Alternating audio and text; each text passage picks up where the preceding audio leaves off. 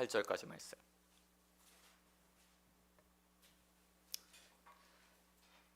신약성경 85페이지 마가복음 16장 1절에서 8절까지 말씀 다 찾으신 줄 알고 한 절씩 교독하겠습니다.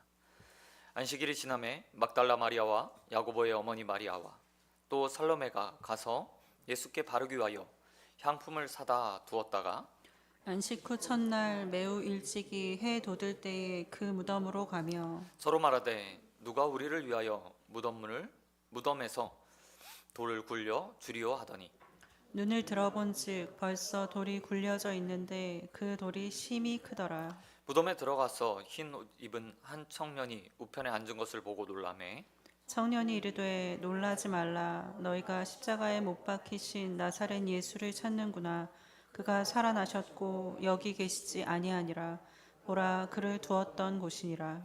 가서 그의 제자들과 베드로에게 이르기를 주께서 너희보다 먼저 갈릴리로 가시나니 전에 너희에게 말씀하신 대로 너희가 거기서 배우리라 하라 하는지라. 여자들이 몹시 놀라 떨며 나와 무덤에서 도망하고 무서워하여 아무에게 아무 말도 하지 못하더라. 아멘. 아멘. 여러분 말씀 가지고 주님 가신 길을 따라가라. 주님 가신 길을 따라가라 라는 제목으로 말씀 같이 나누겠습니다. 전 원래 이런 거 잘 안 하는데 오늘 옆에 분과 좀 인사 좀 할까요? 예수님 부활하셨습니다. 부활하셨습니다. 예수님 부활하셨습니다. 네, 부활절만 되면 주일 새벽부터 성도들이 했던 인사가 예수님 부활하셨습니다 라는 인사였습니다. 지금은 흔히 볼 수 있는 광경은 아니지만 예전에는 저 어렸을 때만 해도 주일 새벽이면 교회들을 가시는 성도님들을 도상에서 길에서 많이 만날 수 있었습니다. 좀 무섭기도 했어요. 사실 흰 옷을 이렇게 한복을 딱 예복을 차려입고 교회 가시던 그 모습들 좀 약간 어떻게 보면 밤에 그 새벽에 교회 가는 길에 좀 섬뜩하다는 느낌도 들었습니다. 하지만 그 부활의 아침 새벽을 깨우고 주님을 맞이하기 위해서 가는 그 발걸음만큼 귀한 발걸음이 없다고 저는 생각합니다. 예수님께서 이 땅에 오신 것만큼이나 주님께서 십자가를 지시고 또 부활하셨다, 죽으셨다, 살아나셨다 라는 것이 얼마나 큰 복음이고 증거인지 모르겠습니다. 주님의 삶 자체가 복음이죠. 하지만 무엇보다 가장 큰 복음은 주님이 우리를 위해서 십자가를 지셨고 또 부활하셔서 부활의 첫 열매가 되어주셨다라는 사건입니다. 이런 귀한 사건을 마가복음 전체가 마가복음뿐만 아니라 복음서 전체가 다 기록하고 있고요. 또 그 안에서 우리에게 주는 메시지들이 있습니다. 그런데 마가복음은 조금 다른 기록으로 우리에게 부활의 아침의 모습을 설명해 주고 있는 것을 볼 수 있습니다. 오늘 마가의 기록을 보면 우리가 흔히 알고 있는 그리고 기억하고 있는 부활의 아침의 모습과 조금 다른 모습이 나타납니다. 마가는 친절하게 어떤 자들이 예수님의 부활을 목격했는지에 대해서 기록해주고 있습니다. 본문을 보면 1절에 이렇게 시작하고 있죠. 안식일이 지남에 막달라 마리아, 야고보의 어머니 마리아, 그리고 살로메라고 말했던 예수님의 죽음을 지켜봤던 여인들이 이제 안식일이 지난 이후에 예수님의 무덤을 찾기 위해서 향품을 준비하였다라는 말로 본문을 시작하고 있습니다. 그리고 그들이 안식일이 끝나자마자 아침 일찍 해가 뜨는 것을 보고 예수님의 무덤을 찾았다고 이야기합니다. 이들의 태도를 보면 그들이 얼마나 예수님을 사랑했는지 우리는 알 수 있습니다. 금요일날 말씀 나누었던 것처럼 어느 누구도 예수님의 죽음을 지켜보지 않았습니다. 제자들 한 명도 예수님의 곁을 지키지 않았습니다.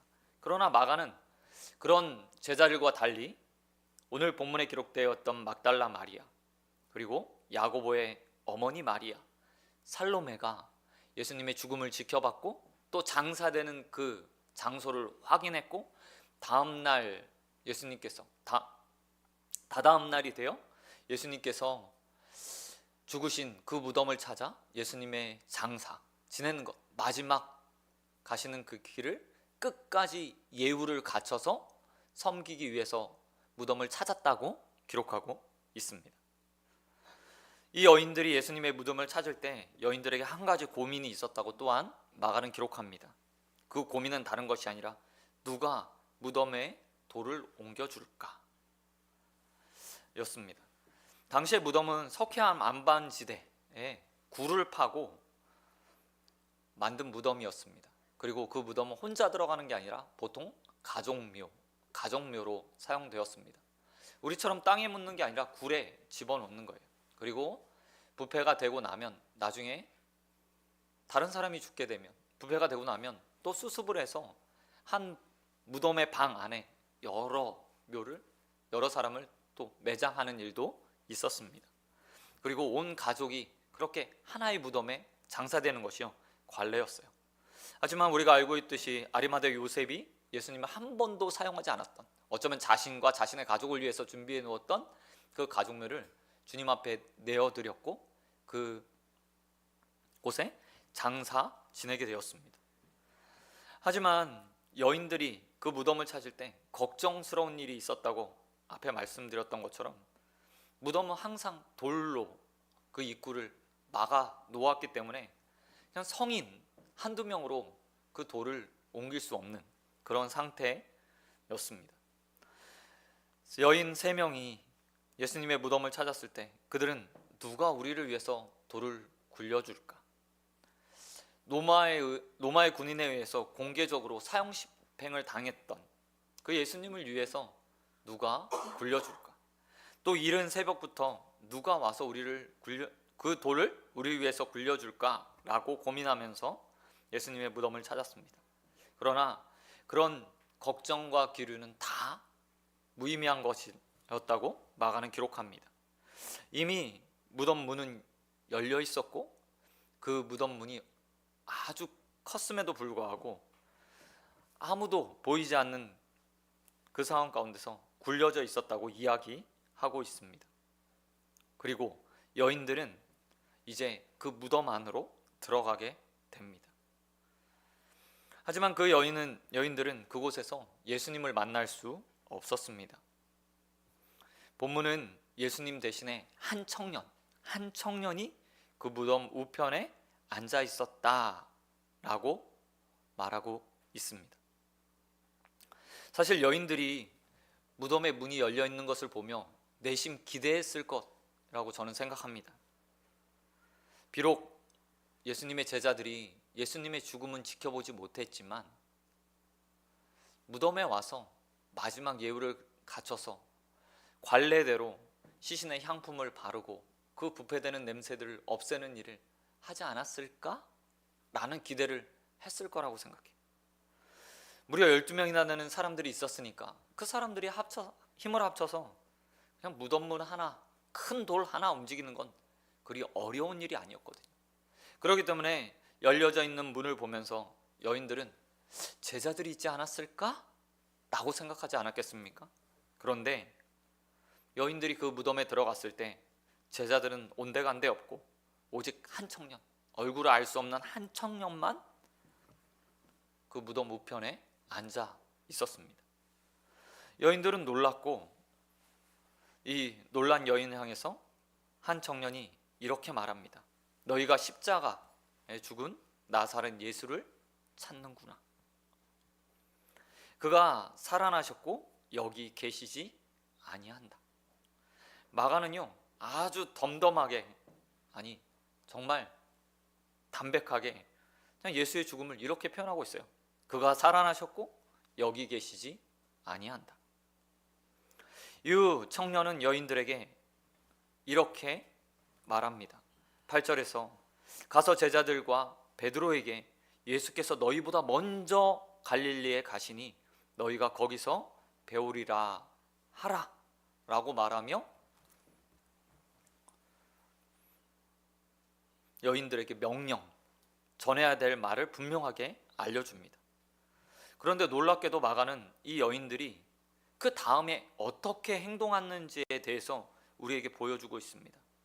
8절에서 말씀을 들은 여인들이 이렇게 반응했다고 이야기합니다. 여자들은 몹시 놀라 떨며 와 무덤에서 도망하였다. 무서워하여서 아무에게도 말하지 못하였다 라고 기록하고 있습니다. 이 부분이요 가장 다른 복음서와 다른 마가의 증언입니다. 사실 우리가 잘 알고 있듯이 무덤을 찾았던 여인들이 다름질하여 달려가서 제자들에게 예수님의 부활을 알렸다라고 복음서들이 기록하고 있어요. 그런데 마가는 그렇게 기록하고 있지 않다는 겁니다. 여인들이 몹시 놀랐고 떨었고 그 무덤을 나와서 도망하는 것처럼 하였다. 뿐만 아니라 무서워서 아무에게도 말하지 않았다라고 말하고 있다는 겁니다. 이 여인들의 모습을 보면서 우리는 가장 먼저 사람의 믿음이 얼마나 연약한 것인가를 발견하게 됩니다. 금요일날 말씀을 나누면서 예수님의 곁을 지키지 않았던 믿음 없는 제자들의 모습을 말씀드렸어요. 그리고 반대로 끝까지 예수님을 지켰던 예수님의 장사를 목격했던 여인들의 믿음을 대해서 생각해 봤습니다. 그런데 오늘 그 여인들이 부활하신 예수님에 대한 소식을 듣고 그 무덤을 확인했음에도 불구하고 한 청년의 말에 아무 반응도 하지 않았다고 마가는 기록하고 있는 겁니다. 오히려 놀랍고 두려워하면서 그들은 입을 꾹 닫는 그런 모습으로 우리에게 비춰지고 있습니다. 이 부활의 모습들을 마태복음 28장 8절에서 이렇게 기록합니다. 정반대의 모습으로 기록해요. 여인들이 부활의 소식을 듣고 그것을 알리기 위해서 다름질하였다 라고 마태는 표현합니다. 누가 역시 누가복음 24장 9절에서 10절까지의 말씀을 보면 여인들이 이 사실을 제자들에게 알렸다라고 기록하고 있고요. 요한도 요한복음 20장 18절에서 막달라 마리아가 제자들에게 예수님의 부활을 알렸다라고 말하고 있습니다. 그런데 마가는 그렇지 않았다고 이야기해요. 마가는 놀라고 떨고 도망하였고 더욱이 천사가 명령한 그 말을 지키지 않았다라고 말하고 있죠. 그리고 마가는 본문 속에서 16장에서 계속해서 이와 같은 일들을 다른 말로 표현하고 있습니다. 16절 11절에 보면 이렇게 전해진 소식을 듣고 나서 어떤 일들이 벌어졌는지에 대해서 기록합니다. 마가복음 16장 11절 이렇게 기록하고 있습니다. 결국 막달라 마리아가 나가서 예수의 복음을 전하게 됩니다. 근데 이 소식을 듣고 사람들이 믿지 아니하였다. 믿음 없는 모습의 또 다른 형태를 보여주고 있어요. 뿐만 아니라 16장 13절에서도 두 사람이 가서 제자들에게 알렸으되 그들이 믿지 아니하였다라고 말합니다. 마가복음에서 예수님의 부활을 목격했던 모든 사람들의 한 가지 반응이 있는데 그것은 믿지 않았다. 두려워했다.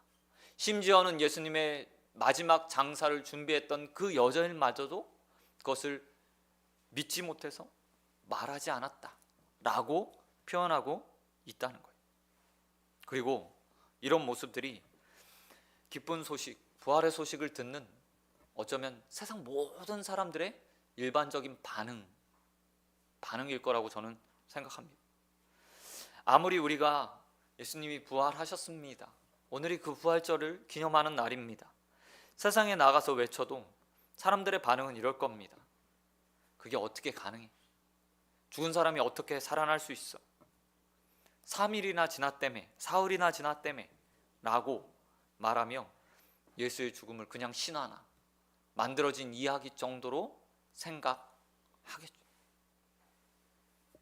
여인들도 마찬가지였고 또 훗날 여인들을 통해서 또 두 제자를 통해서 들었던 제자들도 마찬가지였습니다. 믿음이 아니면 받을 수 없는 이야기, 믿음이 아니면 받을 수 없는 이야기로 치부해 버린 거죠.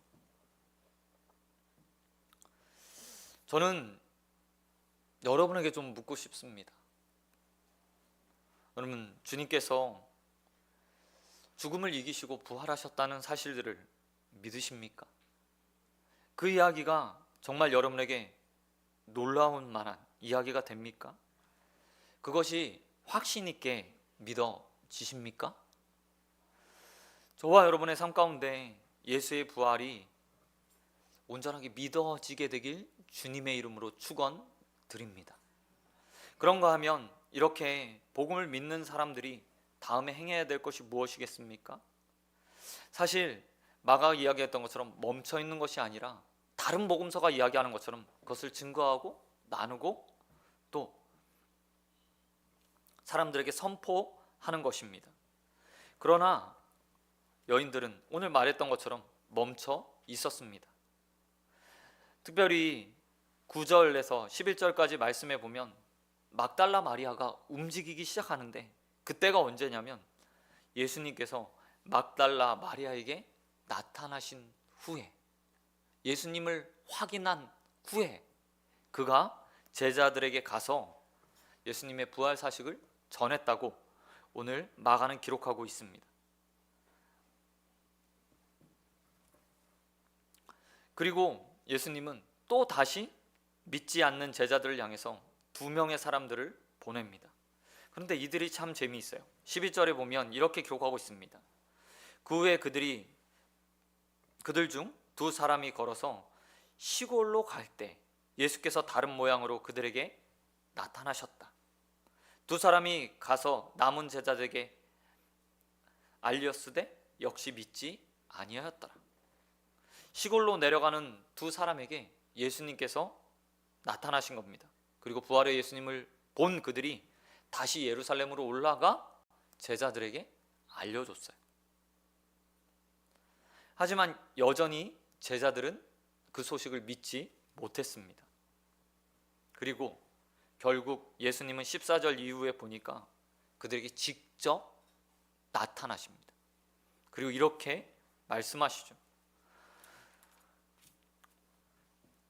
15절에 이렇게 말합니다. 또 이르시되 너희가 온 천하다며 만민에게 복음을 전파하라. 사명을 주시는 것 같아요. 하지만 그 앞에 그들을 책망하시는 장면도 함께 나오게 되는 것을 볼 수 있습니다. 예수님께서 제자들에게 나타나셨던 이유, 그것은 단 하나예요. 사명, 너희가 명령한 그 사명을 따라 살게 될 것이다, 앞으로 살아야 된다 라고 말씀하시기 위해서 부활의 모습을 가지고 그들에게 나타나셨습니다. 그런데 문제가 있어요. 여전히 그들이 오랜 시간을 보내며 시간을 허비하는 자들이 되었다는 겁니다. 처음 만약 여인들이 청년에게 들었던 것처럼 그 말을 제자들에게 전했다면 어떻게 되었을까요? 막달라 마리아가 와서 자신이 들었던 말 다 전했을 때 그들이 움직였다면 그들은 어떻게 되었을까요? 2제자들 다시 12제자에게 와서 예수님이 부활하셨다는 사실을 증거했다면 그들의 삶은 어떻게 되었을까요? 3번의 기회가 있었지만 그들은 움직이지 않았습니다.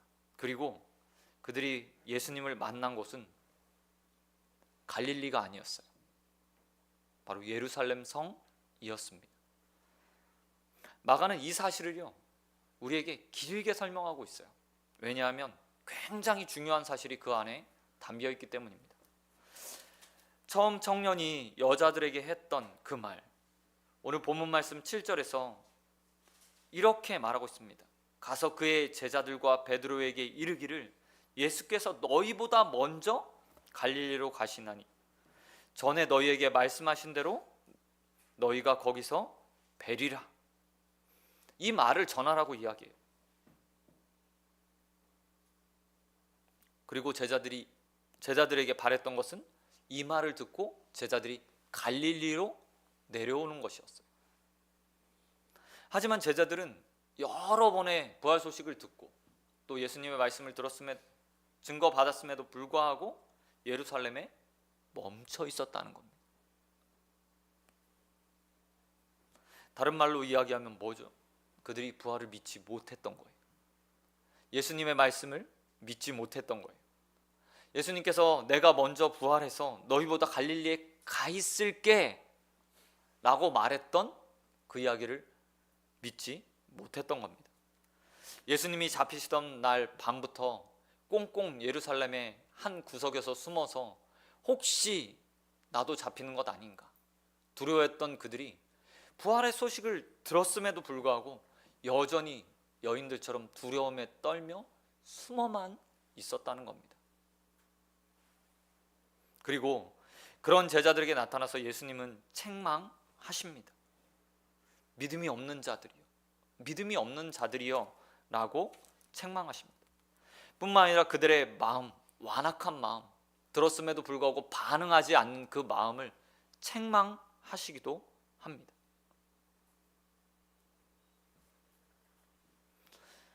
그렇게 책망이 끝난 후에 예수님께서 사명을 주세요. 온 천하에 다니면서 만민에게 복음을 전파하라.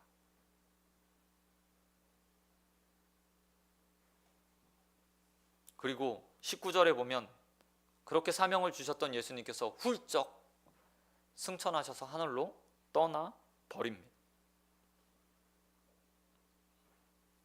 여기까지 보면 제자들이 예수의 길을 갈 수 있을까? 예수님의 사명을 지킬 수 있을까? 라는 의구심이 들 수밖에 없어요. 더 이상 부활의 예수님도 없고 사명만 덜렁 주어졌는데 그들이 그 사명을 따라서 살 수 있었을까요? 내가 먼저 부활해서 갈릴리로 가 있을 테니 날 따라와 라는 말도 안 들었던 그들이 더 이상 없는 예수님의 명령을 들고 받고 나가서 복음을 전할 수 있었을까요? 그런데 부활의 예수님을 만난 후에 그들의 삶이 180도 달라지게 됩니다. 20절에 보면 이렇게 말하고 있어요.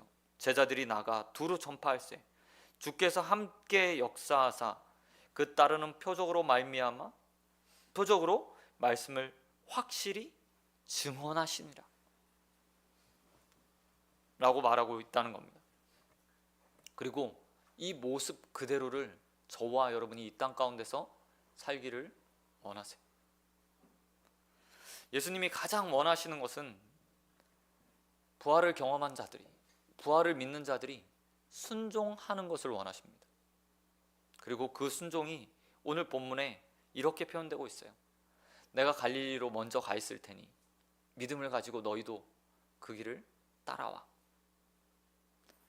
믿음이 있는 자들이 해야 되는 것은 다른 것이 아니에요. 아, 주님이 내 앞에 먼저 가시는구나. 먼저 가셨구나. 나는 제자로 그 길 따라가서 주님이 계시다는 것을 눈으로 확인하면 되는구나. 이게 제자도예요. 그리고 주님께서 제자들에게 그렇게 믿음을 심어주신 후에 사명을 주시며 말씀하십니다. 믿고 세례를 받는 자가 많을 거다. 믿지 않는 자는 정죄를 받을 거다. 믿는 자에게는 이런 표적이 따를 것이다. 곧 그들이 내 이름으로 귀신을 쫓아내며 새 방언을 말하며 뱀을 집어 올리며 무슨 독을 마실지라도 해를 받지 아니하며 병든 자에게 손을 얹은즉 나으리라. 제자들이 들었던 말씀 다 예수님께서 공생애를 사시며 제자들 앞에서 행하셨던 일이죠. 그리고 오늘 제자들에게 부활하신 주님께서 이렇게 말하고 있어요. 내가 가라는 그 갈릴리, 내가 오라는 갈릴리로 너희 오지 못했지만 이것만은 좀 지켜줄래? 나가서 복음을 전해라. 그러면 너도 나와 같을 것이다. 아니, 나보다 더 큰 능력을 행하는 자들이 될 것이다.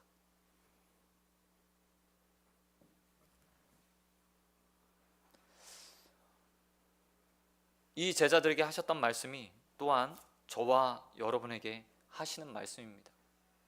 주님께서 오늘 우리에게 말씀하세요. 너희도 온천하게 다니며 만민에게 복음을 전파해라. 그럴 때 너희에게 표적이 따를 것이고 내 이름으로 귀신을 쫓아내는 능력이 있을 것이고 새 방언을 말하고 뱀을 집어도 독에 무슨 독을 마셔도 해를 받지 않을 것이며 병든 자에게 손을 얹은즉 나으리라. 부활을 믿는 것처럼 주님의 말씀도 믿는 저와 여러분 되시길 주님의 이름으로 축원드립니다. 그래서 주님께서 우리에게 말씀하신 그 사명을 붙들고 세상에 나가서 그것이 확증되는지 확인하는 저와 여러분 되시길 우리 주님 예수 그리스도의 이름으로 축원드립니다. 말씀 맺도록 하겠습니다. 오늘 예수님께서 제자들에게 부활하신 후에 말씀하셨어요. 내가 먼저 갈릴리로 가 있을게. 내가 예전에 그렇게 말했지. 그러니 내가 그곳에 있는지 너희가 와서 눈으로 확인해봐. 그리고 주님은 그것이 우리에게 믿음이라고 말씀하십니다.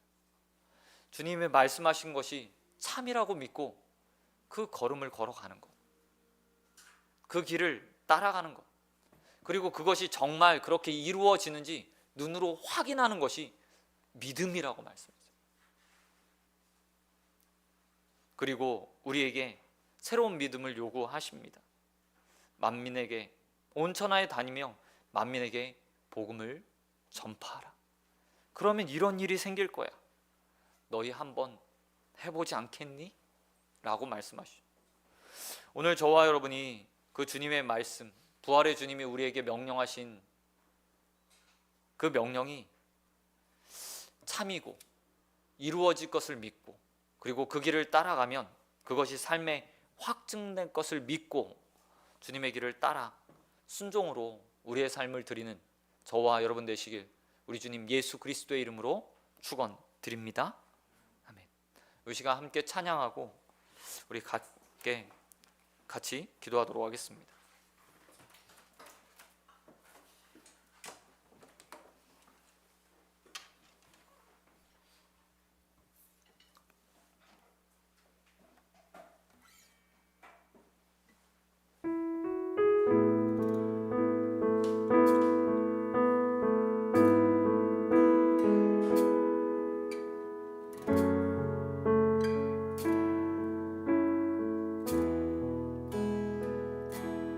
안개 속에서 주님을 보내 아무도 없을 것 같던 그곳에서 손 내미셔서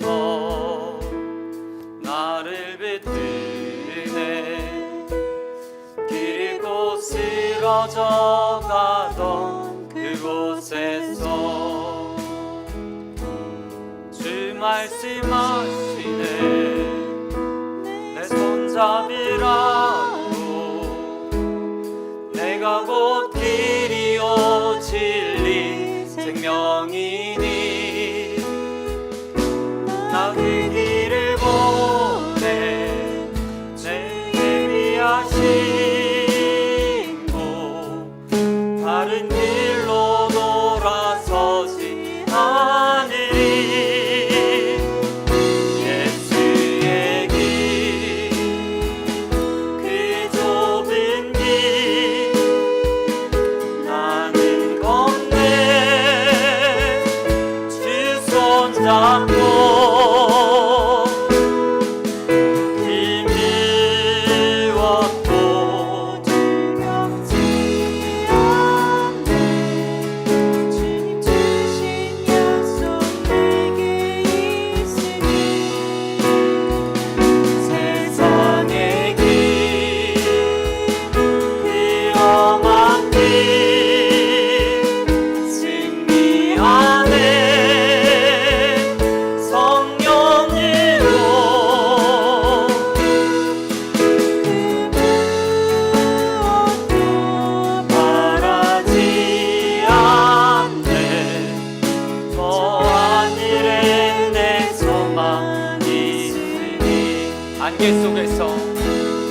안개 속에서 주님을 보내 아무도 없을 것 같던 그곳에서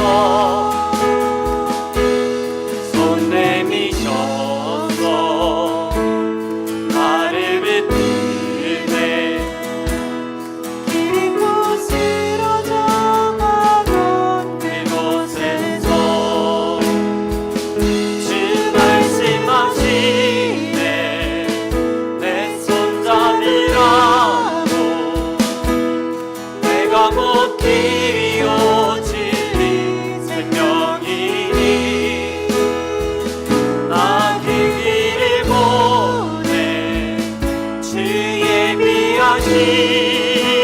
신도 다른 길로 돌아서지 않으리.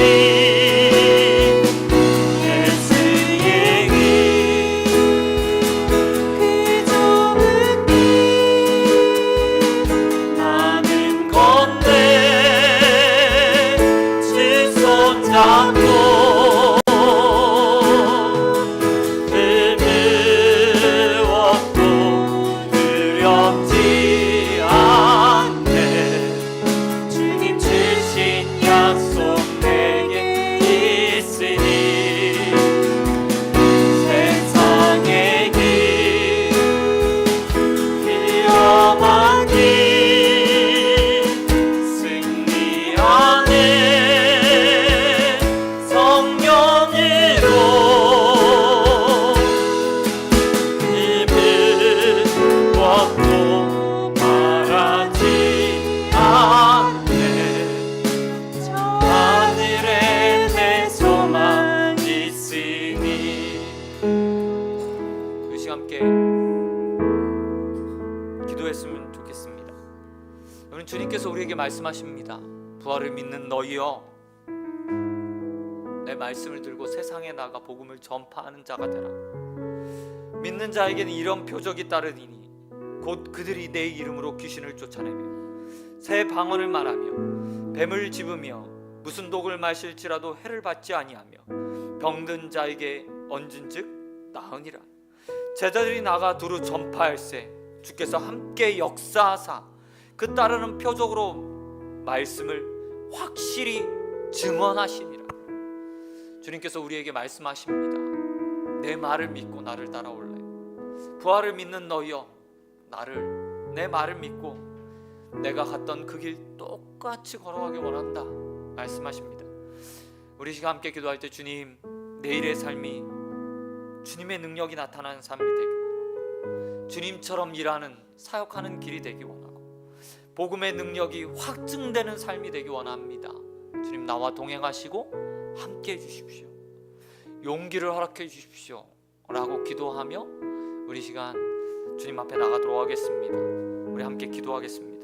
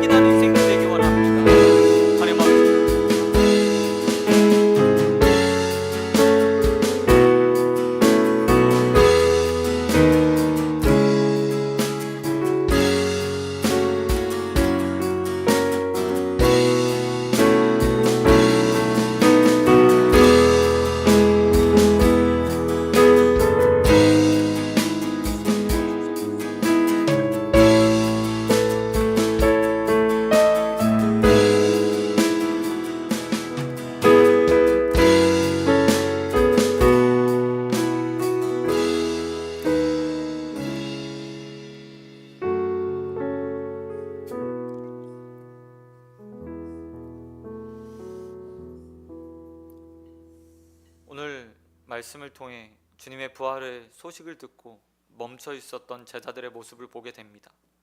주님께서 먼저 갈릴리로 내려가 그곳에서 나를 만날 수 있을 것이라 말씀하셨음에도 불구하고 그 말을 믿지 못하고 주저했던 제자들의 모습이 또한 우리의 모습임을 이 시간 고백합니다.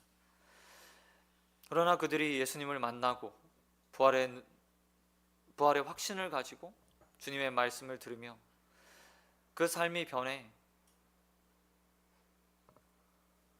복음 전하는 일에 쓰임 받으며 주님의 말씀이 참임을 그 삶에서 확증 받았음을 우리가 보았습니다. 주님, 우리의 삶도 그 제자들과 같은 삶이 되게 하여 주시옵소서. 주님께서 이 땅에 하셨던 모든 것들 그 이상을 할 수 있다 말씀하신 주님, 우리가 그 주님의 말씀을 믿고 복음을 들고 세상에 나아가 그곳에서 주님께서 우리와 함께 어떻게 역사하시는지, 어떻게 능력을 행하시는지 보는 인생들 되게 하여 주시옵시고, 이 땅에 그저 나 하나 구원받는 인생이 아니라 부활의 주님을 증거해 많은 사람들을 구원으로 인도하는데 쓰임받는 자들 될 수 있도록 아버지 함께 하여 주시옵소서. 내일 또 세상에 나아갑니다. 그곳에서 누구를 만나던 어떤 자를 만나던 귀한 사명 붙들고 살아가게 하여 주시옵시고, 그리스도의 향기로 편지로 또 복음의 증언자로 설 수 있도록 은혜 베풀어 주시옵소서. 이제는 예수 그리스도의 은혜와 한량없는 하나님의 사랑과 성령의 교통하심이, 주님께서 십자가에서 죽으시고 부활하심을 믿고 그 말씀을 따라 주님의 길을 걸어가기 원하는 우리 소원교회 성도들과 또 공예배로 나와 이 부활의 기쁨을 함께 누리고 있는 온 성도들 위해 영원토록 함께 있을지어다. 아멘.